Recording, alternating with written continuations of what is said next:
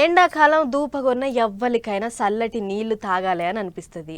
అట్లా చాలా మంది చల్లటి నీళ్ళ కోసం వేలకు వేలు పోసి ఫ్రిడ్జ్లు కొని కరెంటు బిల్లు కట్టుకుంటా చల్లటి నీళ్లు తాగుతుంటారు. కానీ అగ్వల కరెంటు కూడా అక్కర లేకుండా ఒక ఆయన కొత్త రకం ఫ్రిడ్జ్ తెచ్చిండట. మరి ఆయన ఎవళ్ళు ఎక్కడి నుంచి తెచ్చిండు, ఏందా ఫ్రిడ్జ్ కథ అనేటిదంతా ఒక్కసారి మనం కూడా అరుసుకొని వద్దాం పారి. మట్టి ఫ్రిడ్జ్ చూపిస్తామని చెప్పి కుండల దుకాణం కాడికి పట్టుకపోయి రేంది అనుకుంటారా? ఇగో ఈ దుకాణంలోనే ఉన్నది మట్టి ఫ్రిడ్జ్. అగ చూడర్రి, అచ్చం అల్మారా లెక్క అద్దం తలుపుతోని లోపట 2 అర్రలు ఉన్నాయి.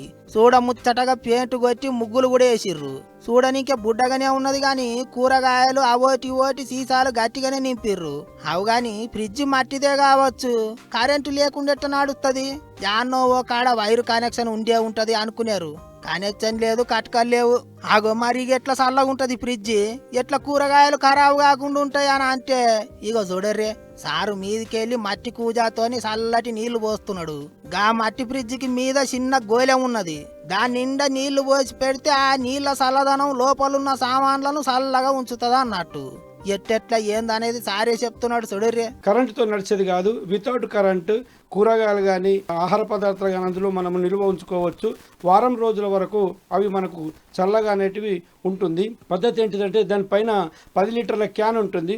ఆ 10 లీటర్ మన వాటర్ పోసినట్టయితే మనకు ఒకవేళ తాగే నీళ్ళు పోసినట్టయితే తాగడానికి కూడా ఉపయోగపడుతుంది. తాగే నీళ్ళు ఉపయోగపడిన మామూలు వాటర్ పోసినట్టయితే అది ఫ్రిడ్జ్కు ఉపయోగపడుతుంది. ఆదిలాబాద్ జిల్లాలో ఓ సర్కారు బల్లె చదువు చెప్పేదట ఈ మోహన్ బాబు సారు. ఇక రిటైర్ అయినాక గిట్లా మట్టి కుండల దుకాణం పెట్టుకున్నాడట.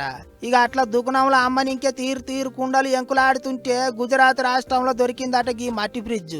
భలే ఉన్నది కదా అని 8,000 పెట్టి కొనుక్కొచ్చుకున్నాడట. రోజుకోసారి దూడ్చుకొని మీదున్న గోళంలో నిండా నీళ్లు పోస్తే చాలు, కూరగాయలైనా ఇంకే సామానైనా 7 దినాల దాకా ఖరాబు కాకుండా ఉంటున్నాయట. నయమే కదా, కరెంటు బిల్లు లేదు, అడ్డమైన వాసన లేదు. మట్టి ఫ్రిడ్జ్ మంచిగా ఉన్నది అనుకుంటారట దీని పంతనం తెలిసిన వాళ్ళు.